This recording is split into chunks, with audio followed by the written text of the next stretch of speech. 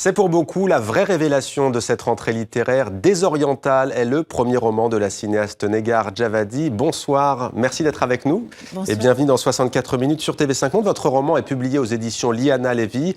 C'est en fait la saga d'une famille iranienne, en prise avec l'histoire avec un grand H. Désorientale nous cueille à Negar Djawadi dès la première ligne avec une femme qui attend dans une salle d'attente d'un hôpital, l'hôpital Cochin, dans un service qui est celui de la procréation. Et là, la narratrice, disons-le, vit un moment pas très agréable.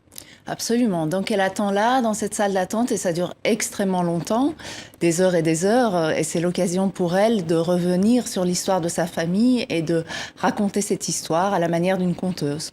Alors c'est un moment aussi qui est ponctué d'observations dans votre roman sur des aspects acerbes, je ne sais pas si le mot est juste, mais sur ce que représente l'utilisation de la procréation assistée pour un parent.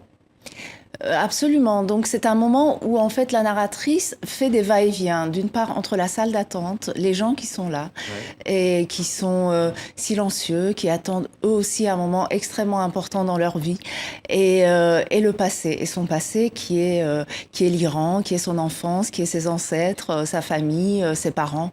Donc c'est un moment qui est un moment de tension où elle bascule dans le passé pour éviter cette tension justement. Un moment de tension, un moment traumatique aussi. Il y a le geste, l'acte d'enfanter de cette manière.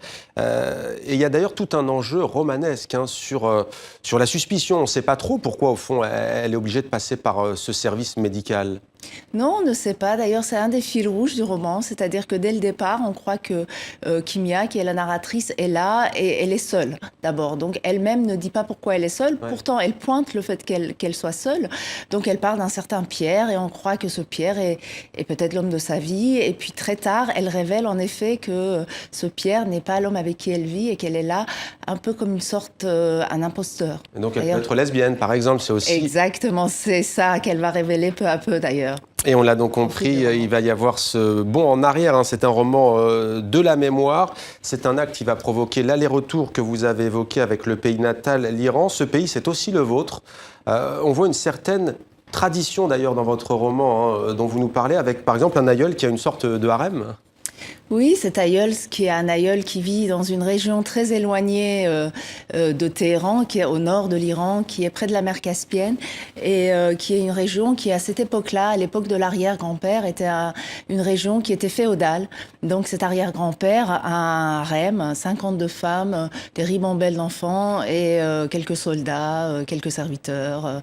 Voilà, donc il règne en fait sur ce domaine assez incroyable. Alors c'est un roman bouleversant, mais drôle également. Il y a une écriture très rythmée, le rythme de l'exil, on a envie de dire d'ailleurs. Peut-être, ou le rythme de la musique, parce que c'est aussi un roman assez musical. Et on sait que vous aimez le rock, en tout cas il y a beaucoup de références rock, vous mettez en exergue notamment une citation de PJ Harvey. Alors, le titre Désorientale, on a parlé des traditions, il y a aussi la question du fardeau, de la culture et de la difficulté d'être dans un monde qui est tout autre aujourd'hui au fond, quand on a pris le chemin de l'exil. Et vous dites d'ailleurs que l'intégration, c'est d'abord une désintégration. Qu'entendez-vous par là ? En fait, je parle pas tellement pour moi, parce que moi j'ai grandi dans un environnement très occidentalisé. Ouais. Je suis issue d'une famille assez bourgeoise, donc on parlait français. J'allais dans un lycée français. Mais quand j'entends tout le temps, à longueur de journée, il faut s'intégrer. Donc je m'interroge. C'est-à-dire quand on dit ça à des gens qui viennent d'arriver et qui sont ce qu'ils sont, qui ont un passé, qui ont des traditions, qui ont une langue, et qu'on leur dit tout de suite de se débarrasser de tout ça pour prendre la culture française, c'est très difficile. Donc il faut quand même leur expliquer, ou alors leur donner les moyens de peu à peu se débarrasser d'une partie de ce qu'ils sont, pas complètement, parce qu'on se débarrasse jamais de son identité tout à fait, mais se vider un peu pour se remplir d'une autre culture. Et en fait, c'est ça que j'essaye de dire. Et vous essayez aussi de se faire rejoindre, et ça marche, si je puis me permettre, le traumatisme du ventre et le traumatisme de la mémoire. Oui, absolument. C'est que de toute façon, l'exil, c'est une autre naissance. Donc, on est une fois dans un pays et puis on renaît dans un autre pays avec totalement d'autres paysages, avec un autre prénom qui sonne plus du tout de la même manière. Et donc, il y a ces deux naissances et ces deux traumatismes, en fait, qui se répondent. Et c'est assez fascinant. Alors, je précise aussi qu'il y a beaucoup de références historiques. Il est par exemple question de la révolte des intellectuels contre le régime du Shah. Révolte qu'on appelle communément par la suite la révolution islamique en 1979. Et vous expliquez notamment, enfin, en tout cas la narratrice, que ça se joue bien avant parfois. Mais vous êtes cinéaste. Pourquoi est-ce que vous avez décidé de basculer dans l'écriture ? En fait, je suis cinéaste, c'est-à-dire j'ai commencé à être derrière la caméra et à faire des films et à réaliser des courts-métrages. Et puis peu à peu, je me suis glissée vers l'écriture. Donc depuis une dizaine d'années, ma vie, c'est le scénario. Et donc même quand j'ai réalisé des films, je les ai écrits, les scénarios de ces films-là. Donc à un moment donné, j'avais envie de raconter une histoire beaucoup plus large, beaucoup plus vaste qu'un scénario qui est très axé sur l'action. Donc j'avais envie d'aller plus loin. Et en plus, l'économie du cinéma, ce qu'elle est, on peut retourner en Iran, c'était assez compliqué. Ouais. Donc c'était le roman qui s'est imposé.